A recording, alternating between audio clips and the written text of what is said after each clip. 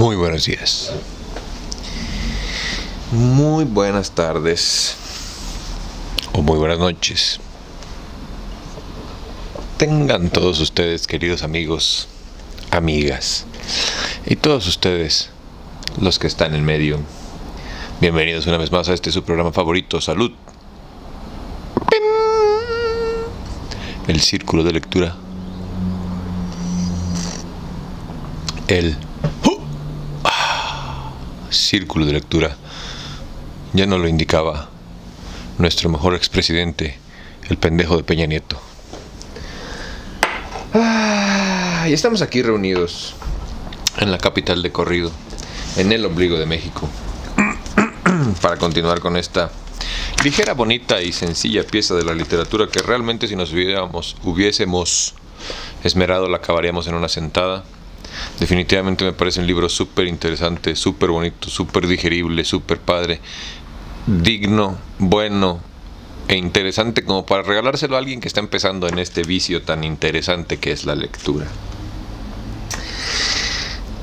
Tengo una libreta por ahí, no sé dónde la dejé, pero bueno, eso a ustedes no les molesta. Así que sin más por el momento, les agradezco mucho por venir. Les doy las gracias por pertenecer a su proyecto de resistencia cultural. Y sin más por el momento, ni preámbulos estúpidos que no te importan, este es el capítulo número 3 de Relatos de un náufrago por Gabriel García Márquez. Capítulo 3. Viendo ahogarse a cuatro de mis compañeros. Mi primera impresión fue la de estar absolutamente solo en la mitad del mar. Sosteniéndome a flote, vi que otra ola reventaba contra el destructor y que como a 200 metros del lugar en que me encontraba, se precipitaba en el abismo. Desaparecía de mi vista. Pensé que se había hundido, y un momento después, confirmando mi pensamiento, surgieron en torno a mí numerosas cajas de la mercancía con que el destructor había sido cargado en Mobile. Me sostuve a flote, entre cajas de ropa, radios, neveras y toda clase de utensilios domésticos que saltaban confusamente, batidos por las olas. No tuve en ese instante ninguna idea precisa de lo que estaba sucediendo. Un poco atolondrado, me aferré a una de las cajas flotantes y estúpidamente me puse a contemplar el mar. El día era de una claridad perfecta. Salvo el fuerte oleaje producido por la brisa y la mercancía dispersa en la superficie, no había nada en ese lugar que pareciera un naufragio. De pronto comencé a oír gritos cercanos.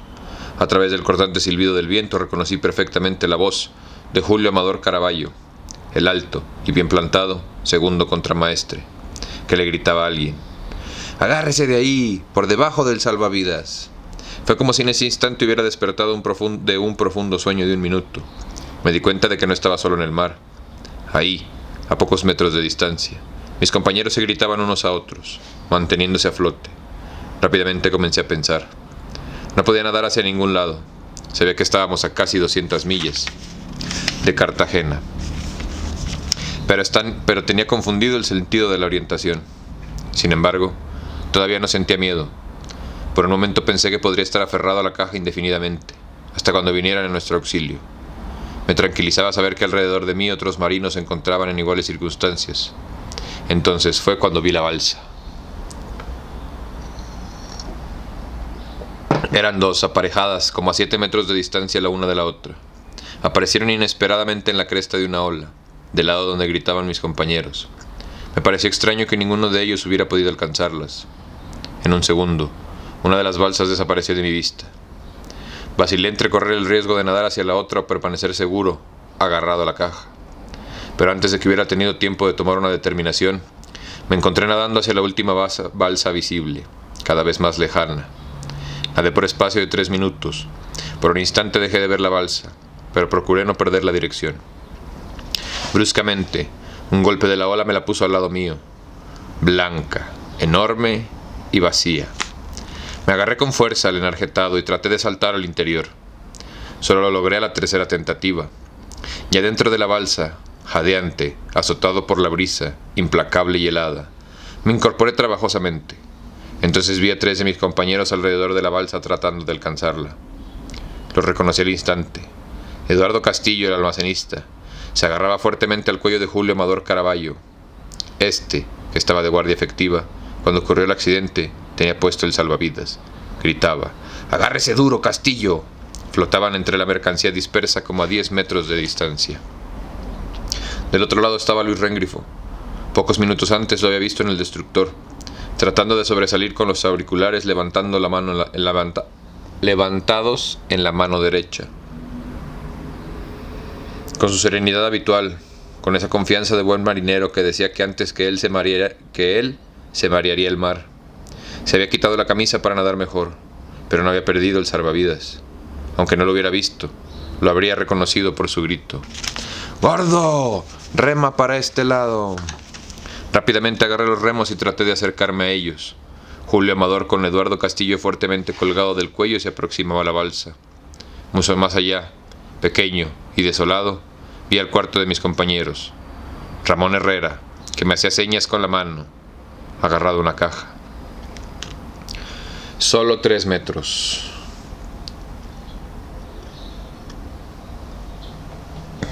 Si hubiera tenido que decidirlo, no hubiera sabido por cuál de mis compañeros empezar. Pero cuando vi a Ramón Herrera, el de la bronca en Mobile, el alegre muchacho de Arjona, que pocos minutos antes estaba conmigo en la popa, empecé a remar con desesperación. Pero la balsa tenía casi 2 metros de largo. Era muy pesada en aquel mar encabritado, y yo tenía que remar contra la brisa. Creo que no logré hacerla avanzar 1 metro. Desesperado, miré otra vez alrededor, y ya Ramón Herrera había desaparecido de la superficie. Solo Luis Rengrifo nadaba con seguridad hacia la balsa. Yo estaba seguro de que la alcanzaría. Lo había oído roncar como un trombón debajo de mi litera, y estaba convencido de que su serenidad era más fuerte que el mar. En cambio, Julio Amador luchaba con Eduardo Castillo para que no se soltara de su cuello. Estaban a menos de 3 metros. Pensé que si se acercaban un poco más, podría tenderles un remo para que se agarrasen. Pero en ese instante, una ola gigantesca suspendió la balsa en el aire y vi desde la cresta enorme el mástil del destructor que se alejaba. Cuando volvió a descender, Julio Amador había desaparecido, con Eduardo Castillo agarrado al cuello, solo a 2 metros de distancia. Luis Rengrifo seguía nadando serenamente hacia la balsa. No sé por qué hice esa cosa absurda. Sabiendo que no podía avanzar, metí el remo en el agua, como tratando de evitar que la balsa se moviera, como tratando de clavarla en su sitio. Luis Rengrifo, fatigado, se detuvo un instante, levantando la mano como cuando sostenía en ella los auriculares, y me gritó otra vez: «¡Rema para acá, gordo!». La brisa venía en la misma dirección. Le grité que no podía remar contra la brisa, que hiciera un último esfuerzo, pero tuve la sensación de que no me oyó. Las cajas de mercancías habían desaparecido y la balsa bailaba de un lado a otro, batida por las olas. En un instante estuve a más de 5 metros de Luis Rengrifo y lo perdí de vista, pero apareció por otro lado, todavía sin desesperarse, hundiéndose contra las olas para evitar que lo alejaran. Yo estaba de pie, ahora con el remo en alto, esperando que Luis Rengrifo se acercara lo suficiente como para que pudiera alcanzarlo. Pero entonces noté que se fatigaba, se desesperaba. Volvió a gritarme hundiéndose ya: «¡Gordo! ¡Gordo!». Traté de remar, pero seguía siendo inútil. Como la primera vez, hice un último esfuerzo para que Luis Rengrifo alcanzara el remo. Pero la mano levantada, la que pocos minutos antes había tratado de evitar que se hundieran los auriculares, se hundió en ese momento para siempre, a menos de 2 metros del remo.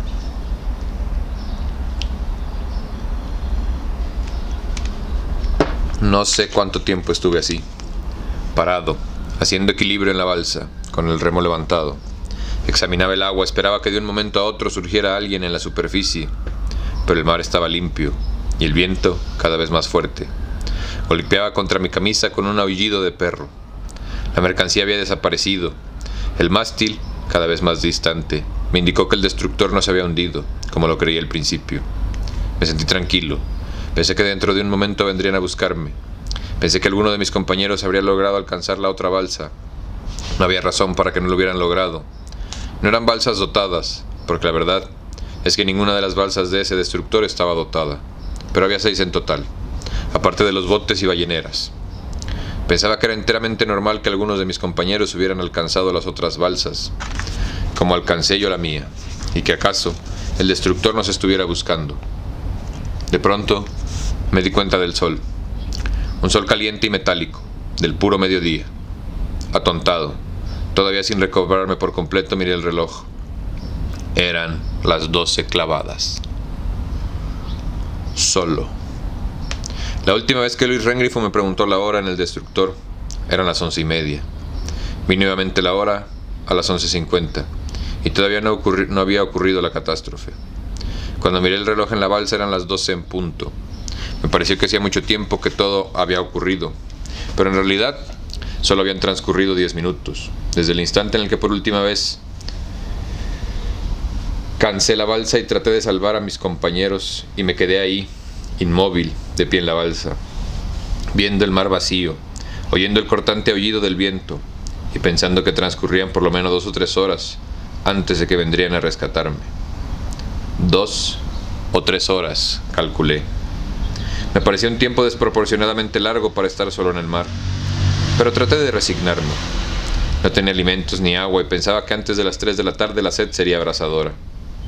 El sol me ardía en la cabeza, me empezaba a quemar la piel seca y endurecida por la sal. Como en la caída había perdido la gorra, volví a mojarme la cabeza y me senté al borde de la balsa mientras venían a rescatarme. Solo entonces sentí el dolor de la rodilla derecha. Mi grueso pantalón de dril azul estaba mojado, de manera que me costó trabajo enrollarlo hasta más arriba de la rodilla. Pero cuando lo logré, me sentí sobresaltado. Tenía una herida honda, en forma de media luna, en la parte inferior de la rodilla. No sé si tropecé con el borde del barco, no sé si me hice la herida al caer al agua.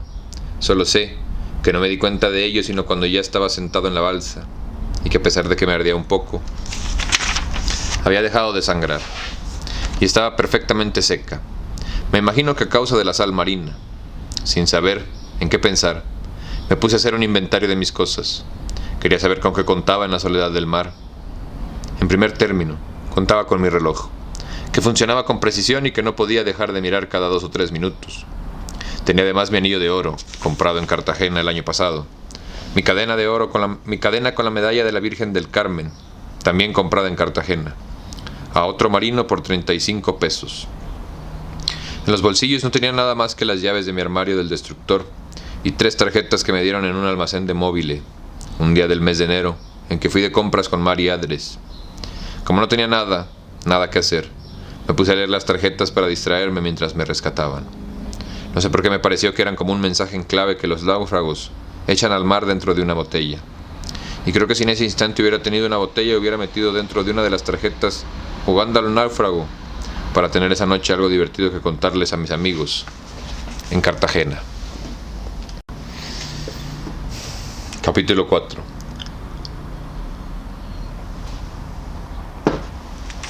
Mi primera noche solo en el Caribe.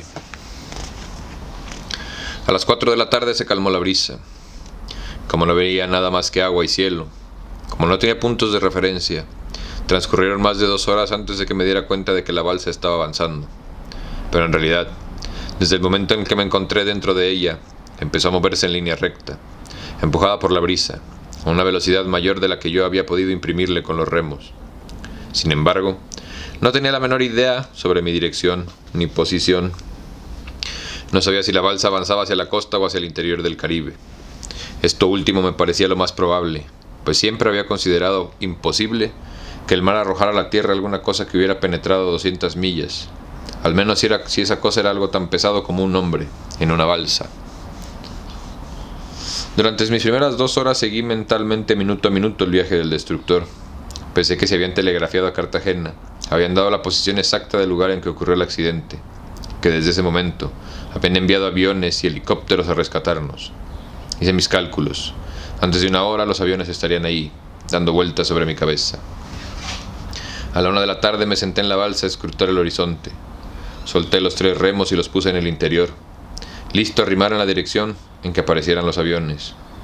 Los minutos eran largos e intensos. El sol me abrasaba el rostro y la espalda, y los labios me ardían, cuarteados por la sal. Pero en ese momento no tenía sed ni hambre.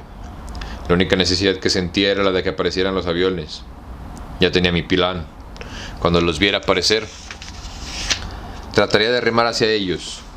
Luego, cuando estuvieran sobre de mí, me pondría de pie en la balsa y les haría señales con la camisa para estar preparado. Para no perder ni un momento me desabotoné la camisa y seguí sentado en la borda, escrutando el horizonte por todos lados, pues no tenía la menor idea de en qué dirección era la que aparecerían los aviones. Así llegaron las 2. La brisa seguía aullando y por encima del aullido de la brisa yo seguía oyendo la voz de Luis Rengrifo. Gordo, rema para este lado. La veía con perfecta claridad, como si estuviera ahí, a 2 metros de distancia, tratando de alcanzar el remo. Pero yo sabía que cuando el viento aúlla en el mar, cuando las olas se rompen contra los acantilados, uno sigue oyendo las voces que recuerda, y las sigue oyendo con enloquecedora persistencia. Gordo, rema para este lado. A las 3 empecé a desesperarme. Sabía que a esa hora el destructor estaba en los muelles de Cartagena. Mis compañeros felices por el regreso se dispersarían dentro de pocos momentos por la ciudad. Tuve la sensación de que todos estaban pensando en mí, y esa idea me infundió ánimo y paciencia para esperar a las 4. Aunque no hubieran telegrafiado, aunque no se hubieran dado cuenta de que caímos al agua, lo habrían advertido en el momento de atracar, cuando toda la tripulación debería de estar encubierta. Eso pudo ser a las 3, a más tardar. Inmediatamente habrían dado el aviso. Por mucho que hubiera demorado los aviones en despegar, antes de media hora estarían volando hacia el lugar del accidente. Así que a las 4, más tardar 4:30, estarían volando sobre mi cabeza. Seguí escrutando el horizonte hasta cuando cesó la brisa, y me sentí envuelto en un inmenso y sordo rumor. Solo entonces dejé de oír el grito de Luis Rengrifo.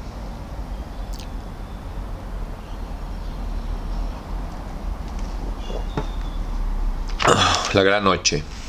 Al principio, me pareció que era imposible permanecer 3 horas solo en el mar, pero a las 5, cuando ya habían transcurrido 5 horas, me pareció que aún podía esperar 1 hora más. El sol estaba descendiendo, se puso rojo y grande en el ocaso, y entonces empecé a orientarme. Ahora sabía por dónde aparecerían los aviones.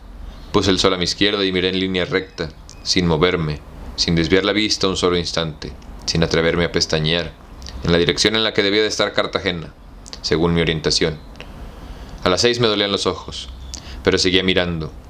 Incluso después de que empezó a oscurecer, seguí mirando con una paciencia dura y rebelde. Sabía que entonces no vería los aviones, pero vería las luces verdes y rojas avanzando hacia mí, antes de percibir el ruido de sus motores. Quería ver las luces sin pensar que desde los aviones no podrían verme en la oscuridad. De pronto, el cielo se puso rojo.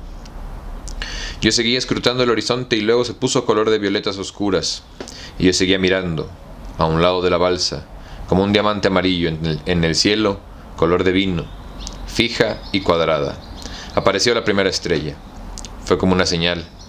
Inmediatamente después, la noche, apretada y tensa, se derrumbó sobre el mar. Mi primera impresión al darme cuenta que estaba sumergido en la oscuridad, de que ya no podía ver la palma de mi mano, fue la de que no podía dominar el terror. Por el ruido del agua contra la borda, sabía que la balsa seguía avanzando lenta, pero incansablemente. Hundido en las tinieblas me di cuenta entonces de que no había estado tan solo en las horas del día. Estaba más solo en la oscuridad, en la balsa que no veía pero que sentía debajo de mí, deslizándose sordamente sobre un mar espeso y poblado de animales extraños. Para sentirme menos solo, me puse a mirar el cuadrante de mi reloj. Eran las 7 menos 10. Mucho tiempo después, como a las 2, a las 3 horas, eran las 7 menos 5. Cuando el minutero llegó al número 2 eran las 7 en punto y el cielo estaba apretado de estrellas. Pero a mí, me parecía que había transcurrido tanto tiempo que ya era hora de que empezara a amanecer. Desesperadamente, seguía pensando en los aviones. Empecé a sentir frío. Es imposible permanecer seco un minuto dentro de una balsa, incluso cuando uno se sienta en la borda. Medio cuerpo queda dentro del agua, porque el piso de la balsa cuelga como una canasta, más de medio metro por debajo de la superficie. A las 8 de la noche el agua era menos fría que el aire. Yo sabía que en el piso de la balsa estaría a salvo de animales, porque la red que protege el piso les impide acercarse. Pero eso se aprende en la escuela, y se cree en la escuela, cuando el instructor hace la demostración en un modelo reducido de la balsa, y uno está sentado en un banco, entre 40 compañeros y a las 2 de la tarde. Pero cuando se está solo en el mar, a las 8 de la noche y sin esperanzas, se piensa que no hay ninguna lógica en las palabras del instructor. Yo sabía que tenía medio cuerpo en un mundo que no pertenecía a los hombres, sino a los animales del mar, y a pesar del viento helado que me azotaba la camisa, no me atrevía a moverme de la borda. Según el instructor, ese es el lugar menos seguro de la balsa. Pero con todo, solo ahí me sentía más lejos de los animales. Esos animales enormes y desconocidos que oía pasar misteriosamente junto a la balsa.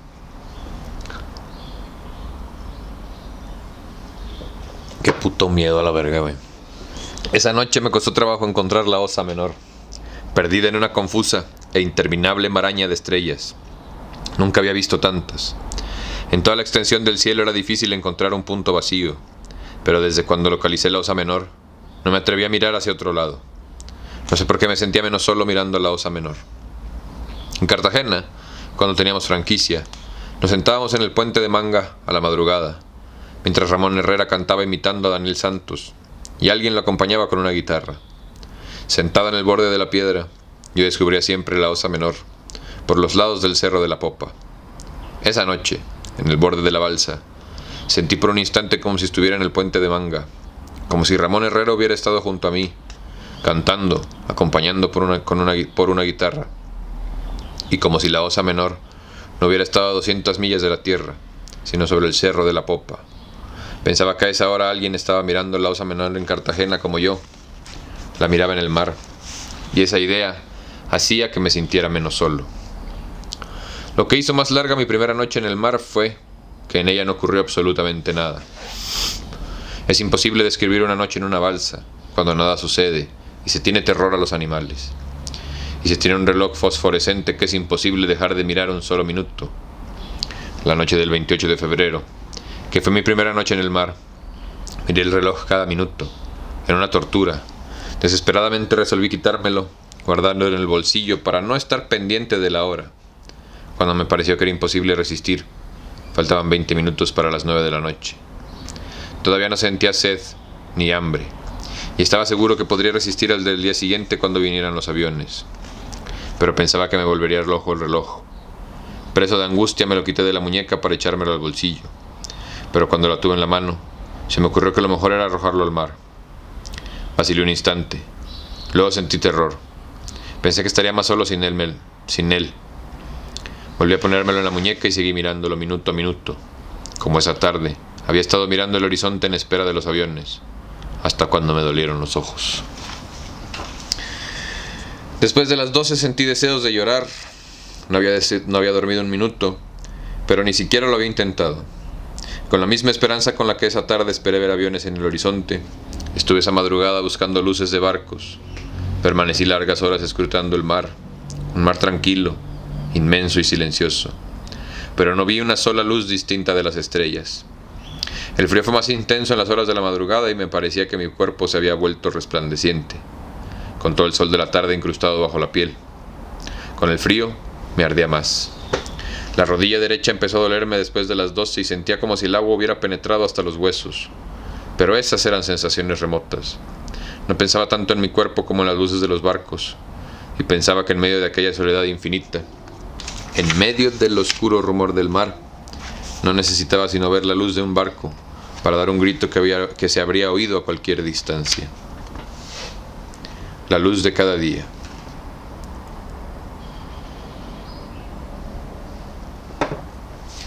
No amaneció lentamente como en la tierra. El cielo se puso pálido. Desaparecieron las primeras estrellas y yo seguía mirando primero el reloj y luego el horizonte. Aparecieron los contornos del mar. Habían transcurrido 12 horas, pero me parecía imposible. Es imposible que la noche sea tan larga como el día. Se necesita haber pasado una noche en el mar, sentado en una balsa y contemplando un reloj, para saber que la noche es desmesuradamente más larga que el día. Pero de pronto empieza a amanecer, y es entonces uno que se siente demasiado cansado para saber que está amaneciendo. Esto me ocurrió en aquella primera noche de la balsa. Cuando empezó a amanecer ya nada me importaba. No pensé ni en el agua ni en la comida. No pensé en nada hasta cuando el viento comenzó a ponerse tibio y la superficie del mar se volvió lisa y dorada.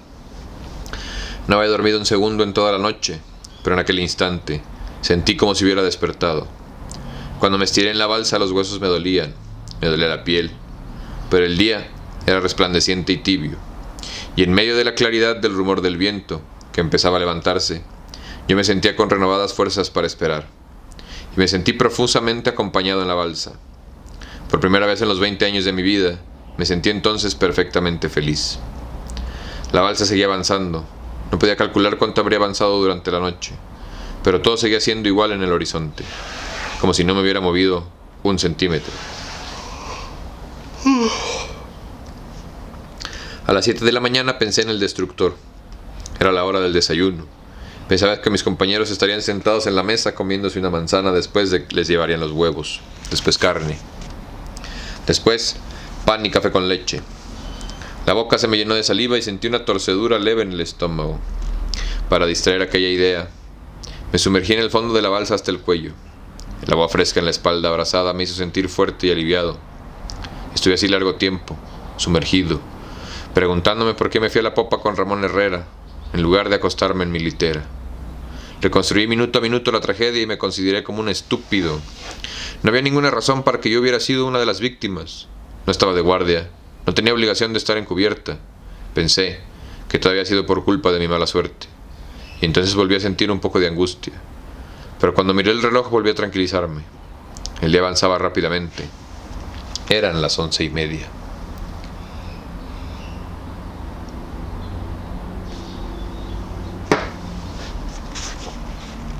Un punto negro en el horizonte. La proximidad del mediodía me hizo pensar otra vez en Cartagena. Pensé que era imposible que no hubieran advertido mi desesperación. Hasta llegué a lamentar al haber alcanzado la balsa, pues me imaginé por un instante que mis compañeros habían sido rescatados y que el único que andaba a la deriva era yo, porque la balsa debía de haber sido empujada por la brisa. Incluso atribuí a la mala suerte el haber alcanzado la balsa. No había acabado de madurar la idea cuando creí ver un punto en el horizonte. Me incorporé con la vista fija en aquel punto negro que avanzaba. Eran las 11:50. Miré con tanta ansiedad que en un momento el cielo se llenó de puntos luminosos, pero el punto negro seguía avanzando, directamente hacia la balsa. 2 minutos después de haberlo descubierto, empecé a ver perfectamente su forma. A medida que se acercaba por el cielo luminoso y azul, lanzaba cegadores destellos metálicos. Poco a poco se me fue definiendo entre los otros puntos luminosos. Me dolía el cuello y ya no soportaba el resplandor del cielo en los ojos, pero seguía mirándolo. Era brillante, veloz, y venía directamente hacia la balsa. En ese instante me sentí feliz. No sentí una emoción desbordada. Sentí una gran lucidez y una serenidad extraordinaria. De pie en la balsa, mientras el avión se acercaba, calmadamente me quité la camisa. Sentí la sensación de que sabría cuál era el instante preciso en que debía empezar a hacer señas con la camisa.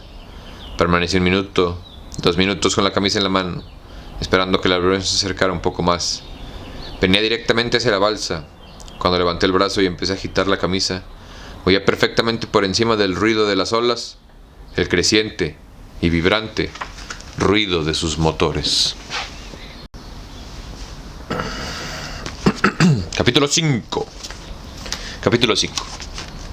Yo tuve un compañero a bordo de la balsa. Agité la camisa desesperadamente durante 5 minutos por lo menos, pero pronto me di cuenta de que me había equivocado. El avión no venía hacia la balsa. Cuando vi crecer el punto negro me pareció que pasaría por encima de mi cabeza, pero pasó muy distante, a una altura desde la cual era imposible me vieran. Luego di una larga vuelta, tomó la dirección de regreso y empezó a perderse en el mismo lugar del cielo por donde había aparecido. De pie en la balsa, expuesto al sol ardiente, estuve mirando el punto negro, sin pensar en nada, hasta cuando se borró por completo en el horizonte. Entonces volví a sentarme. Me sentí desgraciado, pero como aún no había perdido la esperanza, decidí tomar precauciones para protegerme del sol. En primer término, no debía exponer los pulmones a los rayos solares. Eran las 12 del día. Llevaba exactamente 24 horas en la balsa. Me acosté de cara al cielo, en la borda, y me puse sobre el rostro la camisa húmeda. No traté de dormir porque sabía que el peligro me amenazaba si me quedaba dormido en la borda. Pensé en el avión. No estaba muy seguro de que me estuviera buscando. No me fue posible identificarlo. Ahí, acostado en la borda, sentí por primera vez la tortura de la sed. Al principio fue la saliva seca, la saliva espesa y la sequedad en la garganta. Me provocó tomar agua del mar, pero sabía que me perjudicaba. Podría tomar un poco más tarde. De pronto, me olvidé de la sed. Ahí mismo sobre mi cabeza, más fuerte que el ruido de las olas, oí el ruido de otro avión. Emocionado, me incorporé a la balsa. El avión se acercaba por donde había llegado el otro, pero este venía directamente hacia la balsa. En el instante que pasó sobre mi cabeza volví a agitar la camisa, pero iba demasiado alto. Pasó de largo, se fue, desapareció. Luego de la vuelta y lo vi, de perfil sobre el horizonte, volando en dirección a la que había llegado. Ahora me están buscando, pensé, y esperé en la borda con la camisa en la mano a que llegaran nuevos aviones. Algo había sacado en claro de los aviones. Aparecían y desaparecían por un mismo punto. Eso significaba que ahí estaba la tierra. Ahora sabía hacia dónde debía dirigirme. ¿Pero cómo? Por mucho que la balsa hubiera avanzado durante la noche, debía de estar muy lejos de la costa. Sabía en qué dirección encontrarla, pero ignoraba en absoluto en cuánto tiempo debía remar. Con aquel sol que empezaba a apoyarme la piel, y con aquella hambre que me dolía en el estómago, y sobre todo con aquella sed, cada vez me resultaba más difícil respirar. A las 12:35, sin que yo hubiera advertido en qué momento, llegó un enorme avión negro, con pontones de acuatizaje, y pasó bramando por encima de mi cabeza. El corazón me dio un salto, lo vi perfectamente, el día era muy claro, de manera que pude ver nítidamente la cabeza de un hombre asomado en la cabina examinando el mar con un par de binóculos negros. Pasó tan bajo, tan cerca de mí, que me parecía sentir el rostro del fuerte aletazo de sus motores. Lo identifiqué perfectamente por las letras de sus alas. Era un avión del servicio del guardacostas de la zona del canal. Cuando se alejó trepidando hacia el interior del Caribe, no dudé un solo instante de que el hombre de los binóculos me había visto agitar la camisa. «¡Me han descubierto!», grité dichoso, todavía agitando la camisa. Loco de emoción, me puse a dar saltos en la balsa. Me habían visto. Antes de 5 minutos el mismo avión negro volvió a pasar en la dirección contraria, a igual altura en que la primera vez. Volaba inclinado sobre el ala izquierda y la ventanilla de ese lado. Vi de nuevo, perfectamente, al hombre que examinaba el mar con los binóculos. Volví a agitar la camisa. Ahora no la agitaba desesperadamente, la agitaba con calma, no como si estuviera pidiendo auxilio, sino como lanzando un emocionado saludo de agradecimiento a mis descubridores. A medida que avanzaba me pareció que iba perdiendo altura. Por un momento estuvo volando en línea recta casi a nivel del agua. Pensé que estaba acuatizando y me preparé a rimar hacia el lugar en el que descendiera. Pero un instante después, volvió a tomar altura. Dio la vuelta y pasó por tercera vez sobre mi cabeza. Entonces no quité la camisa con desesperación. Aguardé que estuviera exactamente sobre la balsa. Le hice una breve señal y esperé que pasara de nuevo, cada vez más bajo. Pero ocurrió todo lo contrario. Tomó altura rápidamente y se perdió por donde había aparecido. Sin embargo, no tenía por qué preocuparme. Estaba seguro de que me habían visto. Era imposible que no me hubieran visto, volando tan bajo y exactamente sobre la balsa. Tranquilo, despreocupado y feliz, me puse a esperar. Esperé 1 hora. Había sacado una conclusión muy importante. El punto donde aparecieron los aviones estaba sin duda sobre Cartagena. El punto por donde desapareció el avión negro estaba sobre Panamá. Calculé que remando en línea recta, desviándome un poco de la dirección de la brisa, llegaría aproximadamente al balneario de Tolú.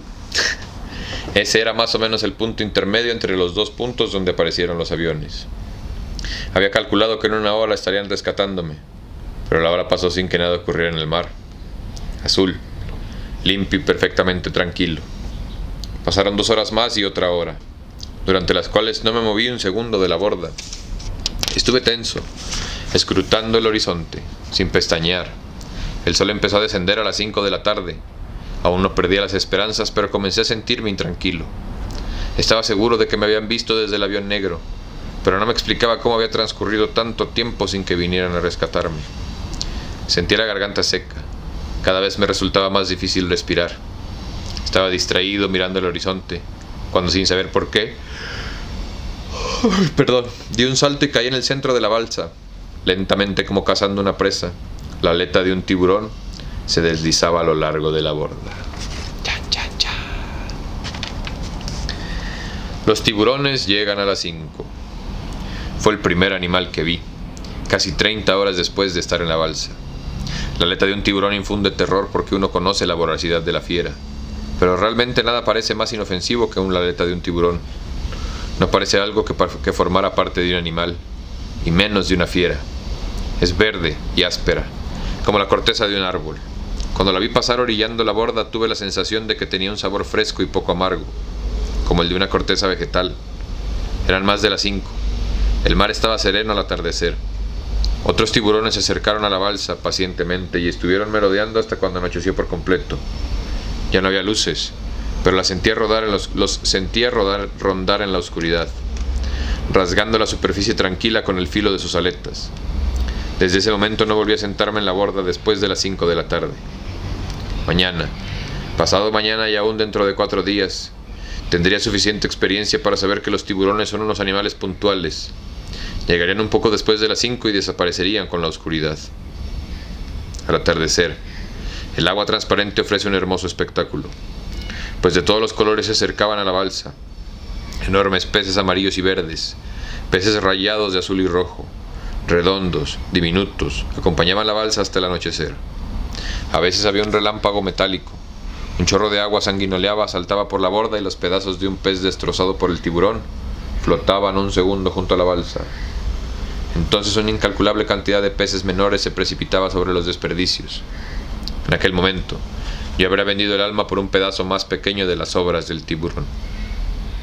Era mi segunda noche en el mar, noche de hambre y de sed y de desesperación. Me sentí abandonado, después de que me aferré obstinadamente a la esperanza de los aviones. Solo esa noche, decidí que lo único con que contaba para salvarme, era con mi voluntad y con los restos de mis fuerzas. Una cosa me asombraba. Me sentía un poco débil, pero no agotado. Llevaba casi 40 horas sin agua ni alimentos, y más de 2 noches y 2 días sin dormir, pues había estado en vigilia toda la noche anterior al accidente. Sin embargo, yo me sentía capaz de remar. Volví a buscar la osa menor, fijé la vista en ella y empecé a remar. Había brisa, pero no corría en la misma dirección que yo debía imprimirle a la balsa para navegar directamente hacia la osa menor. Fijé los 2 remos en la borda y comencé a remar a las 10 de la noche. Remé al principio desesperadamente, luego con más calma, fija la vista en la osa menor, que, según mis cálculos, brillaba exactamente sobre el cerro de la popa. Por el ruido del agua sabía que estaba avanzando. Cuando me fatigaba cruzaba los remos y me recostaba la cabeza para descansar. Luego agarraba los remos con más fuerza y más esperanza. A las 12 de la noche seguía remando. Un compañero en la balsa. Casi a las 2 me sentí completamente agotado. Crucé los remos y traté de dormir. En ese momento había aumentado la sed. El hambre no me molestaba la sed. Me sentí tan cansado que apoyé la cabeza en el remo y me dispuse a dormir. Fue entonces cuando vi, sentado en la cubierta del destructor, al marinero Jaime Manjarrés, que me mostraba con el índice la dirección del puerto. Jaime Manjarrés, bogotano, es uno de mis amigos más antiguos en la marina. Con frecuencia pensaba en los compañeros que trataron de abordar la balsa. Me preguntaba si habían alcanzado la otra balsa, si el destructor los había recogido o si los habían localizado los aviones. Pero nunca había pensado en Jaime Manjarrés. Sin embargo, tan pronto cerraba los ojos, aparecía Jaime Manjarrés, sonriente, primero señalándome la dirección del puerto y luego sentado en el comedor frente a mí, con un plato de frutas y huevos revueltos en la mano. Al principio fue un sueño. Cerraba los ojos, dormía durante breves minutos y aparecía siempre, puntual y en la misma posición. Jaime Manjarrés. Por fin decidí hablarle. No recuerdo qué le pregunté en esa primera ocasión.